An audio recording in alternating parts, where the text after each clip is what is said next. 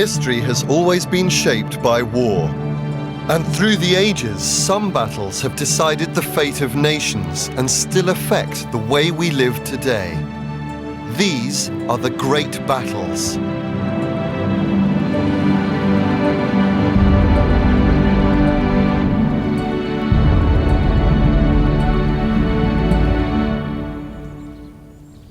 In August 1704, these fields in Bavaria became the front line in a bitter fight between France and the Grand Alliance of the Netherlands, Austria, and England. It was the climax of an incredible military campaign, which saw the Duke of Marlborough march his British troops hundreds of kilometers across Europe. Together with his allies, he was to defeat a seemingly invincible French army at the Battle of Blenhim.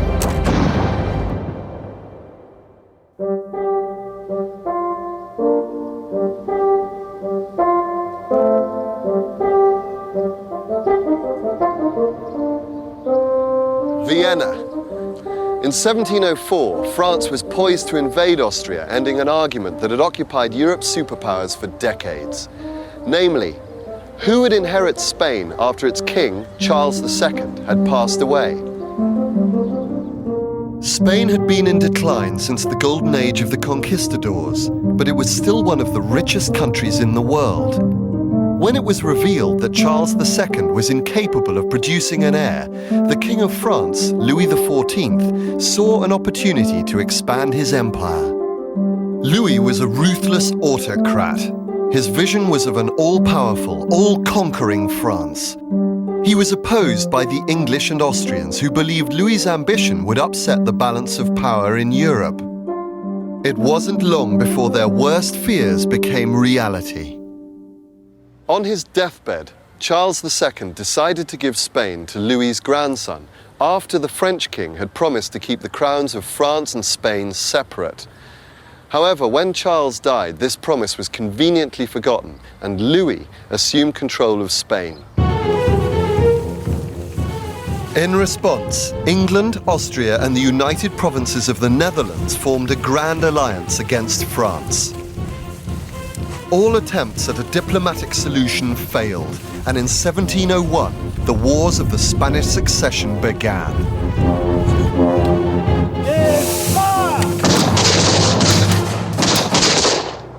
After 2 years of fighting, the French had fought their way right along the Danube and linked up with their Bavarian allies. By the start of 1704, Louis's armies were preparing for the final push on Vienna. Amazingly, the English and Dutch were completely ignoring this crisis, but one man most definitely was not. The commander of the British forces in Europe, John Churchill, Duke of Marlborough, realized that the consequences of Vienna falling to the French would be disastrous for the Grand Alliance.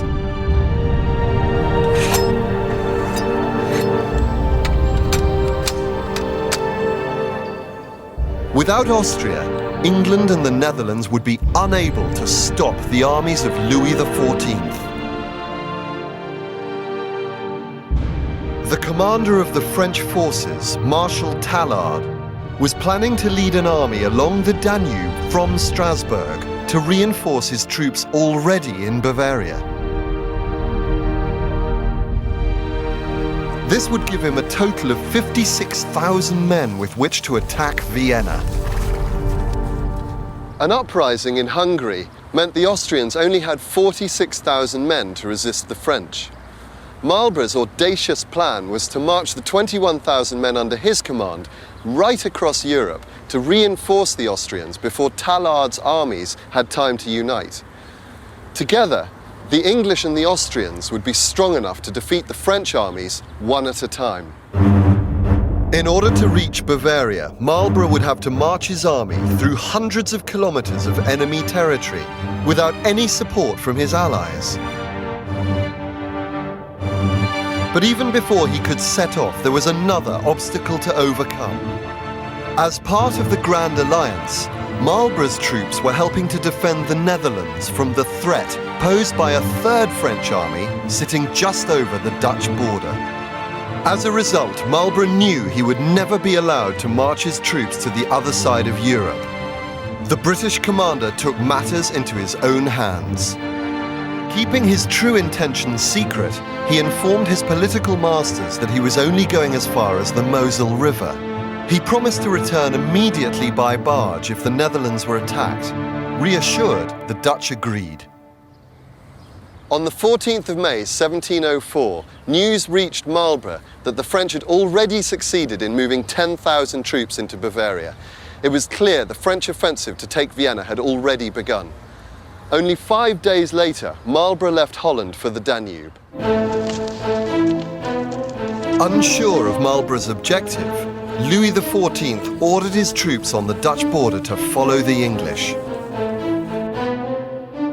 Closely shadowed by 30,000 Frenchmen, Marlborough reached Koblenz and crossed the Rhine on the 26th of May. At the beginning of June, Marlborough at last informed his political masters of his plan to advance towards the Danube. With the threat of a French invasion of the Netherlands now removed, the British commander was given the green light. The French, however, still had no idea of Marlborough's true objective.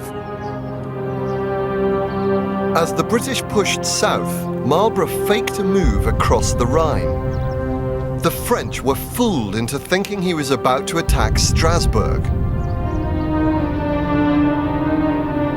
Louis XIV ordered his troops to protect the city at all costs, forcing Marshal Tallard to delay his plan to attack Vienna.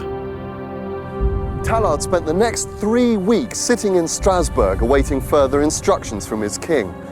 Meanwhile, Marlborough pushed east along the River Danube, completely unopposed. Averaging an amazing 12 kilometers every day, Marlborough's army covered a distance of 400 kilometers in only 5 weeks. One soldier remarked, "Never was such a march carried on with more order and regularity and with less fatigue to man or horse." They arrived in Bavaria in excellent condition, ready to take on the French. When Marlborough had assumed command of his troops 6 months earlier, he had made sure his men were taught the very latest tactics. Marlborough introduced a new platoon firing system for his infantry. It was specifically designed to allow the British to bring a maximum amount of firepower down on the enemy.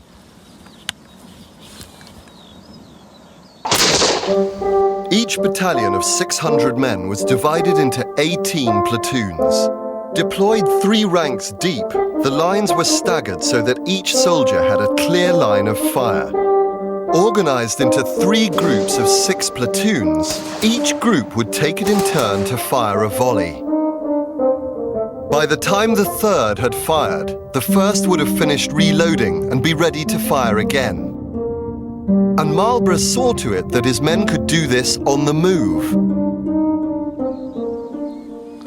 The advantage of this system was that the British could bring down a virtually continuous volley of shot.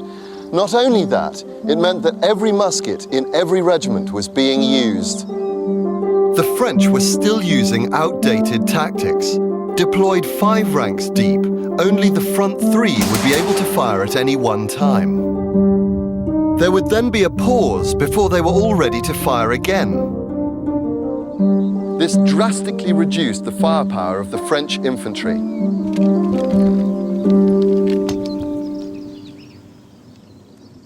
By 1704, most European armies were being issued with this, the flintlock musket.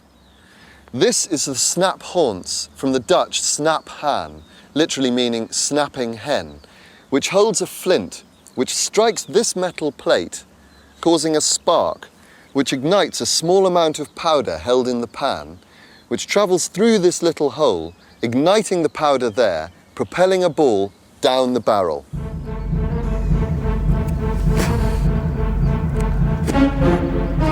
The troops used paper cartridges that had been pre-packed with both powder and a ball. This made the flintlock relatively quick to reload. After filling the pan, the soldiers poured the rest of the powder together with the ball down the barrel and then rammed it all home.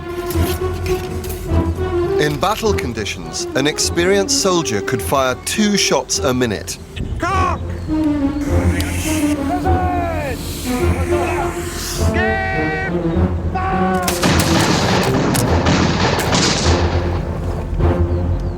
Together with the new platoon firing system, massed volleys of flintlock musket fire could be deadly. Fire!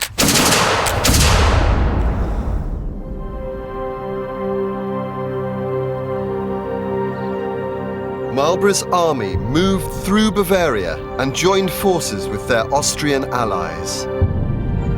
Together, they now outnumbered the French 2-1. But the French had withdrawn behind the walls of the fortress towns of Bavaria, and without any heavy siege guns, the British and the Austrians would have no hope of dislodging them.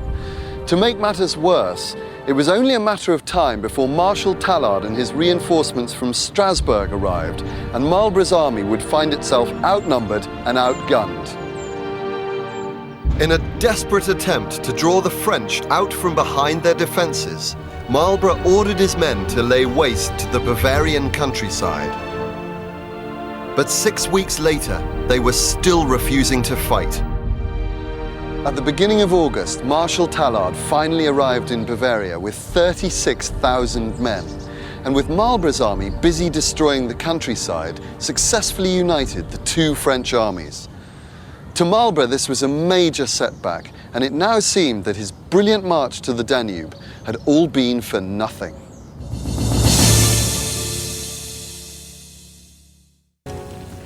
In an attempt to save Vienna from the French, the Duke of Marlborough had marched his army 400 kilometers from Holland to the Danube in only 5 weeks.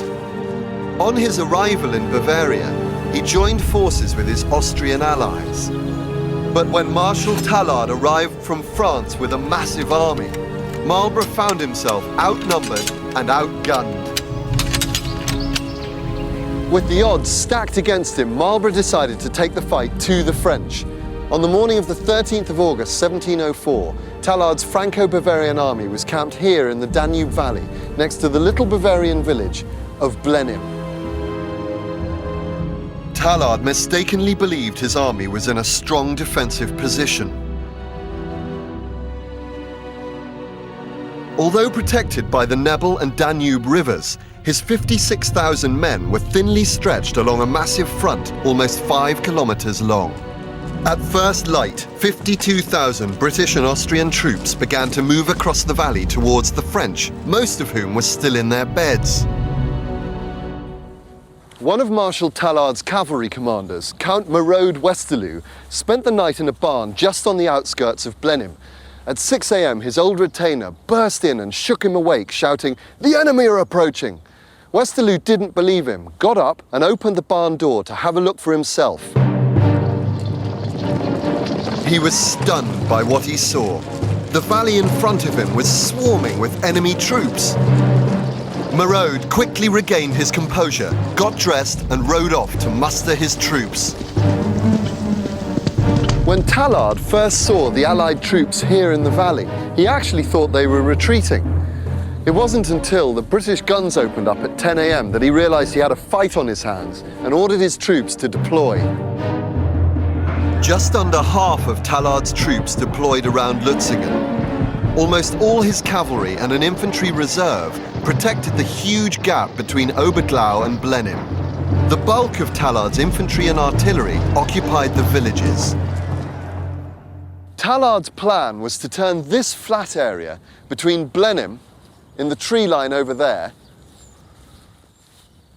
and Oberglau, just over there, into a killing zone. If Marlborough's men tried to move through this area, the guns concentrated in these villages would catch them in a deadly crossfire. After that, the French infantry would charge out of these villages and, supported by their cavalry, finish the job.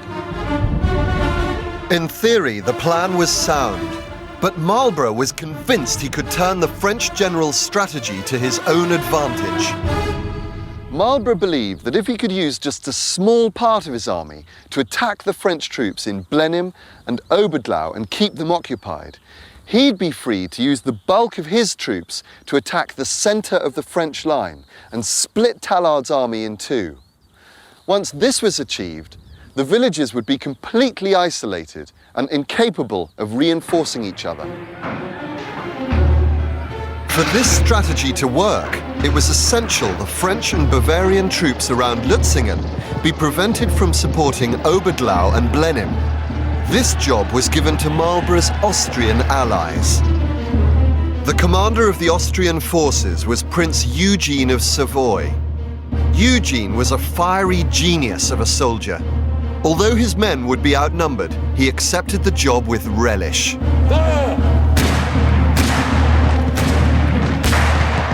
Marlborough's artillery pounded the French for 2.5 hours, while Prince Eugene's troops moved into position in front of Lutzingen.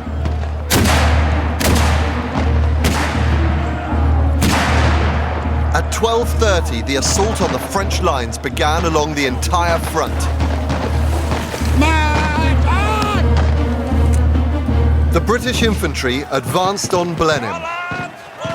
The leading brigade worked its way through the gunsmoke to within a few meters of the French.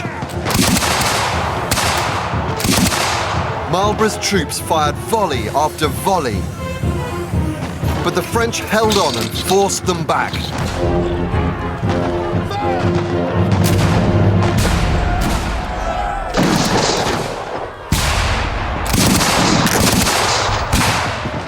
The British quickly regrouped and over the course of the next hour launched repeated attacks on the village.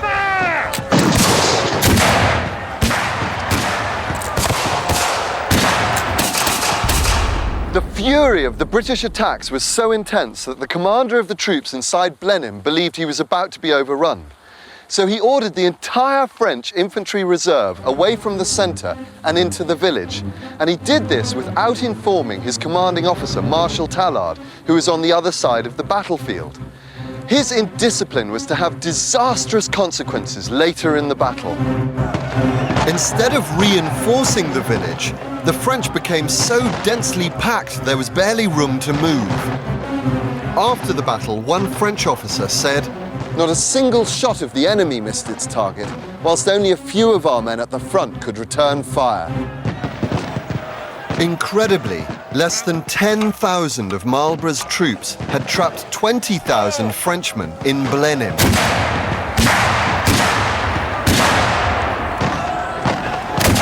By 2 p.m., the British had secured their left flank. But here at Oberglau, things weren't going quite so well for Marlborough.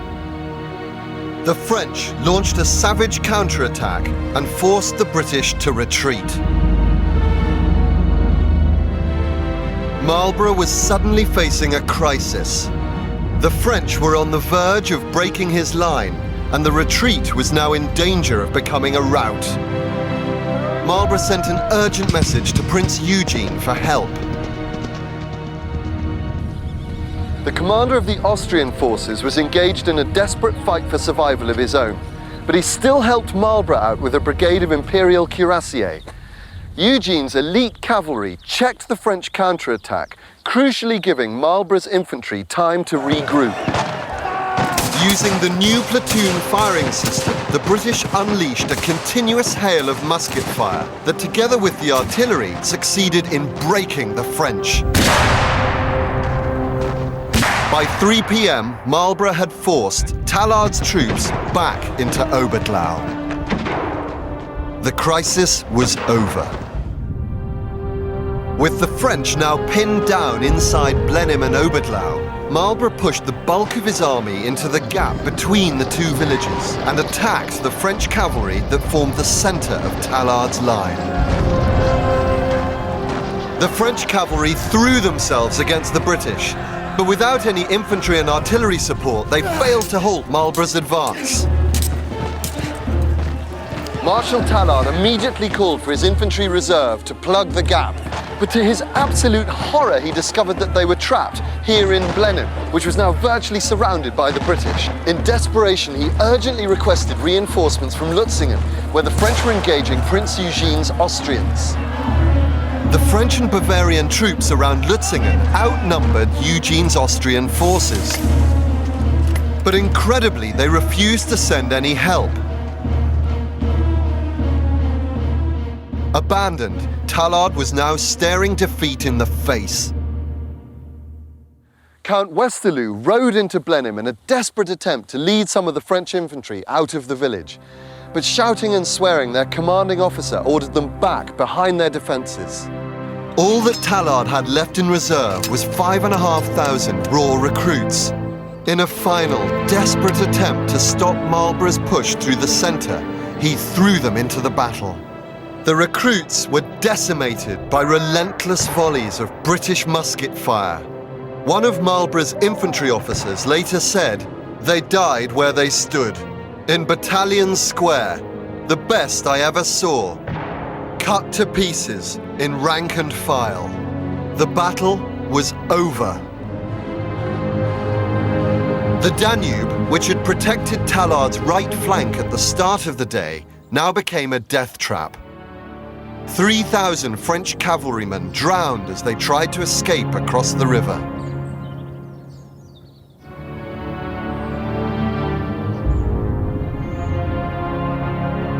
The troops inside Blenheim eventually surrendered. Most of them hadn't even fired a shot. It was the first time the French had been beaten in almost 50 years. In all, 20,000 of Tallard's men were either killed or wounded. 20,000 more were taken prisoner. In contrast, there were 12,500 British and Austrian dead and wounded. The march to the Danube had been a massive gamble, but by beating the French, Marlborough had saved Vienna. After the battle, the Duke scribbled a quick note to his wife. It read, "I have no time to say more, but beg you will give my duty to the Queen and inform her that her army has had a glorious victory. Monsieur Tallard and 2 other generals are in my coach, and I am following the rest." After Blenheim, the British commander went on to win a string of victories over the French. Marlborough never lost a battle and is still considered a military genius today. The wars of the Spanish Succession continued for many years, but this great battle shattered Louis XIV's dream of conquering Europe and marked the emergence of Britain as a military superpower.